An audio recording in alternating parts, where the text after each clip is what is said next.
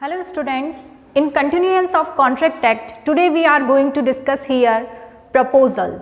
As I told you in my previous lecture that proposal is defined under section 2A of Indian Contract Act.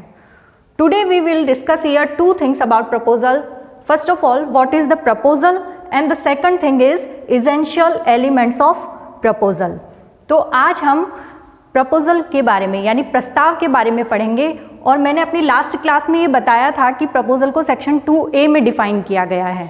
अब हमें सबसे पहले ये देखना है कि सेक्शन 2A जो उसकी लीगल लैंग्वेज है, लीगल लैंग्वेज, उसके अकॉर्डिंग डेफिनेशन क्या है। तो डेफिनेशन हिंदी में ये है कि जबकि एक व्यक्ति किसी कार्य को करने या करने से प्रविरत रहने की अपनी रजामंदी किसी अन्य व्यक्ति को इस दृष्टि से संज्ञापित करता है कि उस कार्य या प्रविरति के प्रति अन्य की अनुमति अभिप्राप्त करे, तब वह प्रस्थापना करता है, यह कहा जाता है। अब ये सवाल उठा कि लैंग्वेज कितनी लेंदी है लॉ की, अब इसको हम प्रपोजल को इजी शब्दों में कैसे समझें। तो मैंने जैसा कि लास्ट क्लास में भी ये बताया था कि किसी भी कॉन्ट्रैक्ट के लिए सबसे पहले दो पार्टी का होना जरूरी है। तो इसमें क्या है, प्रस्ताव का मतलब जब एक व्यक्ति किसी दूसरे व्यक्ति को कोई कार्य करने के लिए या नहीं करने के लिए अपनी बात रखता है, यानी टू गेट कंसेंट और to do not get the consent, तो उसको प्रस्ताव कहते हैं। प्रस्ताव के लिए अब यहाँ पर हमने देखा एक पर्सन और दूसरा, he is said to made a proposal, the assent of that other person। तो यहाँ दो बातें सामने आई हमारे सामने। सबसे पहला तो प्रपोजल ये हो गया to do something,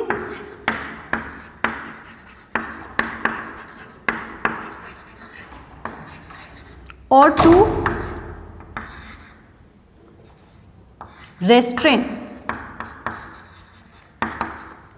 to do something. किसी कार्य को करने के लिए कहना या करने के लिए रोकना प्रस्ताव है। सिर्फ अपनी बात को रखने तक ही प्रस्ताव है। यहाँ हम स्वीकृति की बात नहीं कर रहे हैं, हम यहाँ वचन की बात नहीं कर रहे हैं, यहाँ हम कॉन्ट्रैक्ट की बात नहीं कर रहे हैं, हम सिर्फ आज प्रस्ताव के बारे में ही बात करेंगे। प्रस्ताव। अब यहाँ पर डेफिनेशन एक पोलक ने अपनी डेफिनेशन दी है। पोलक, इन्होंने प्रपोजल की सबसे इजी परिभाषा दी है। इन्होंने ये कहा है एक व्यक्ति जब दूसरे व्यक्ति के समक्ष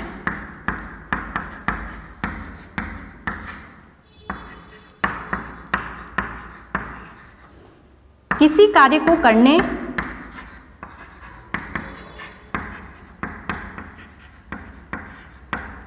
या नहीं करने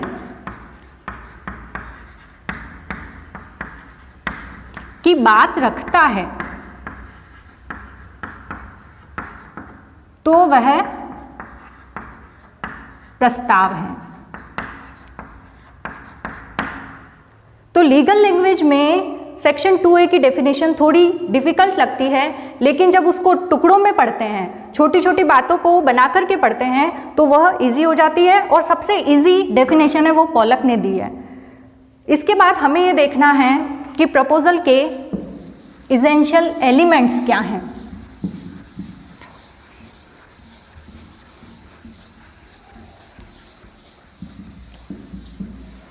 प्रपोजल के एसेंशियल एलिमेंट्स भी हम डेफिनेशन के थ्रू ही निकालेंगे।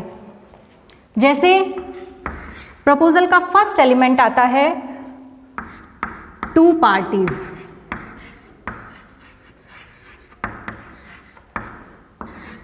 जैसे डेफिनेशन में कहा है कि एक व्यक्ति किसी दूसरे व्यक्ति से अपनी बात कहता है, यानी कम से कम दो पक्षकार, कम से कम दो पक्षकार का होना आवश्यक है।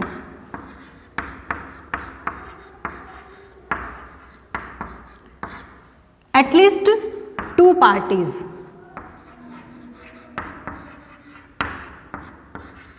टू पार्टीज are required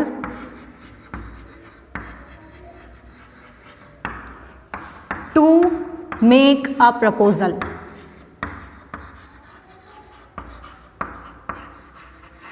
अब ये दो पार्टीज क्या होती है, इसको डिफाइन किया है सेक्शन 2C में, प्रोमिसर एंड प्रोमिजी। ये होता है वचनदाता और इसको बोलते हैं वचन ग्रहीता। Promisor a person who is making a proposal, जो प्रस्ताव कर रहा है, और प्रोमिसी यानी वचन ग्रहीता a person who is accepting the proposal, जो स्वीकार कर रहा है। तो इसको स्वीकर्ता भी बोलते हैं, स्वीकर्ता, क्योंकि ये जो प्रस्ताव रखा गया है उसको स्वीकार करता है। और इसी को प्रतिग्रहीता भी बोलते हैं, क्योंकि ये प्रस्ताव को प्रतिग्रहित कर रहा है, इसलिए ये इसकी फर्स्ट एसेंशियल एलिमेंट्स हुई। दूसरा हमने ये पढ़ा कि इसमें कहा है कि किसी कार्य को करना या करने से प्रविरत रहना, to do something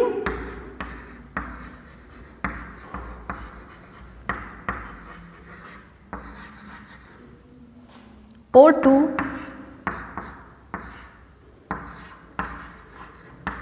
abstain, abstain to do something।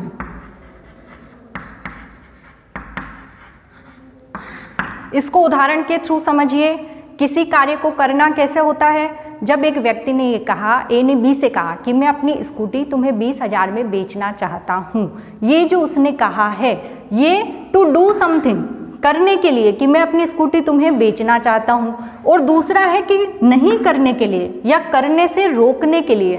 तो ए ने बी से जब ये कहा कि तुम अपने कमरे की खिड़की मेरे कमरे की तरफ मत बनवाना, तो मैं तुम्हें 500 रुपये दूंगा। यहाँ उसने किसी कार्य को नहीं करने के लिए कहा है।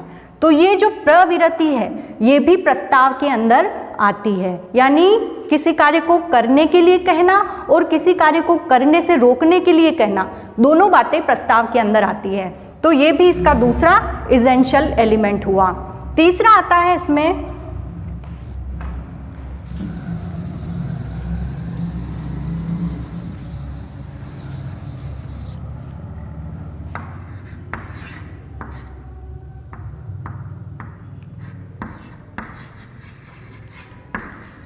to create a proposal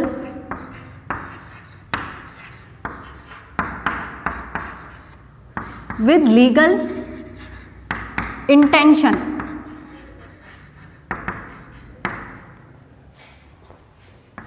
विधिक आशय से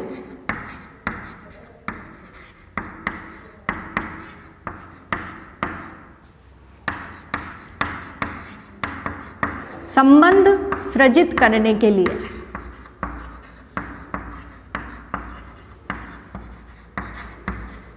प्रस्ताव। यानी इसकी थर्ड रिक्वायरमेंट ये है कि एक व्यक्ति जब दूसरे व्यक्ति के सामने प्रस्ताव रखता है तो उसका विधिक संबंध सृजित करने का आशय होना चाहिए, यानी विधि के द्वारा, लॉ के द्वारा उसको लागू करवाया जा सके, bound by the law,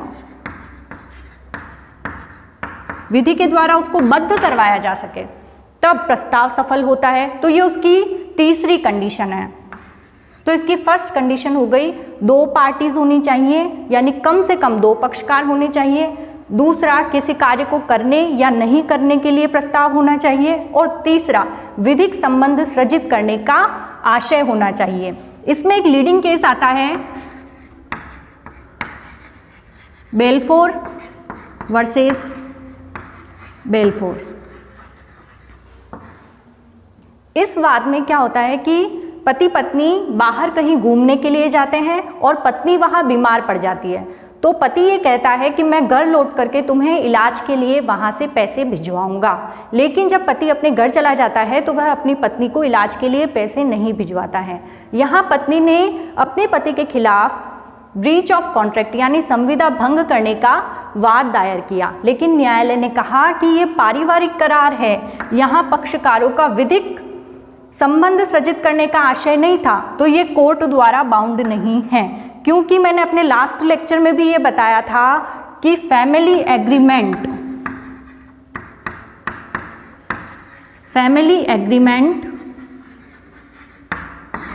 contract create नहीं करते हैं, और जब तक संविदा विधि द्वारा प्रवर्तनीय नहीं होगी तब तक उसको लागू नहीं करवाया जा सकता है। तो तीसरा कि विधिक संबंध सृजित करने का पक्षकारों का आशय होना चाहिए।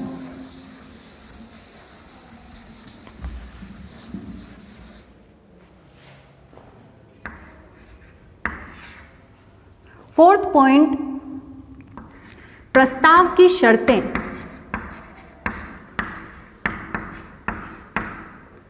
स्पष्ट होनी चाहिए।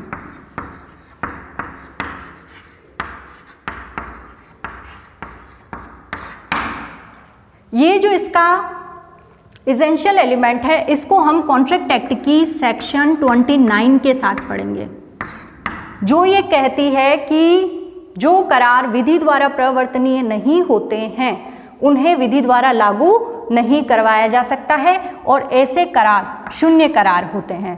रीड विथ सेक्शन 2G जो वॉइड एग्रीमेंट को डिफाइन करती है। वॉइड एग्रीमेंट, इसे बोलते हैं शून्य करार। इसका मतलब ये हुआ कि कोई भी करार जो विधि द्वारा प्रवर्तनीय नहीं हो, which is not enforceable by law, is a void agreement and has no value in eyes of law. विधि की दृष्टि में उसका कोई मूल्य नहीं है। तो इसलिए प्रस्ताव की शर्तें स्पष्ट होनी चाहिए। कैसे? ए ने बी से कहा कि मुझे 100 टिन तेल चाहिए, यानी ए शॉपकीपर, बी बायर।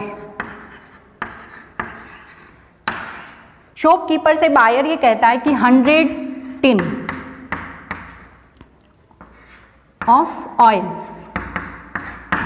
तेल की 100 टिन खरीदी है, लेकिन उसने यहाँ ये स्पष्ट नहीं किया है कि ये कौन सी ब्रांड है, उसे कौन सी ब्रांड का तेल चाहिए, उसे किस तरह का तेल चाहिए।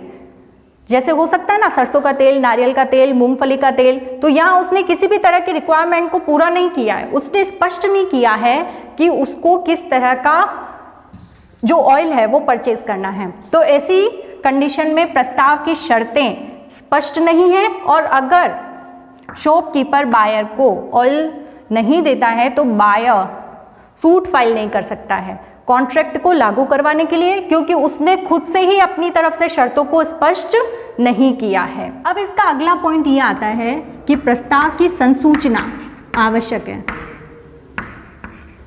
संसूचना, communication of proposal, communication of proposal, इसकी कंप्लीट होने के लिए हमको सेक्शन 4 को देखना होगा, जो ये कहता है कि प्रस्ताव की संसूचना आवश्यक है। अब प्रस्ताव की संसूचना कैसे होगी?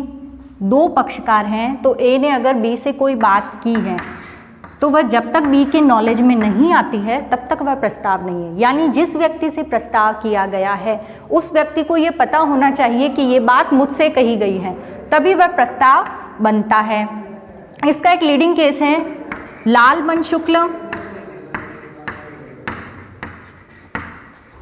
वर्सेस गौरी दत्त।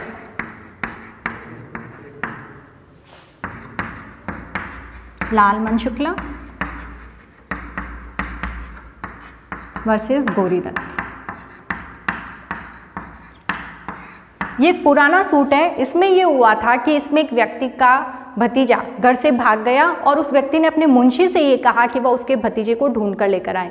लेकिन जब मुंशी वहाँ से चला गया और उसको ढूंढ कर लेकर आता है, उसके पीछे व्यक्ति ने ये घोषणा की कि जो भी उसके भतीजे को ढूंढ कर लाएगा वह उसे 500 रुपये का इनाम देगा।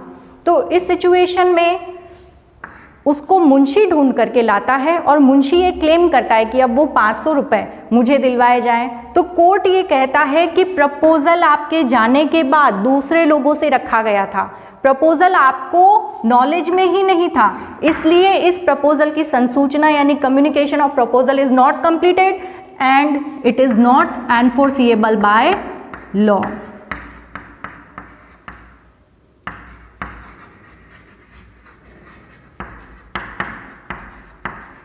विधि द्वारा इसको लागू नहीं करवाया जा सकता है, क्योंकि जिस व्यक्ति की संसूचना की जानी थी उस व्यक्ति को यह संसूचना प्राप्त नहीं हुई है।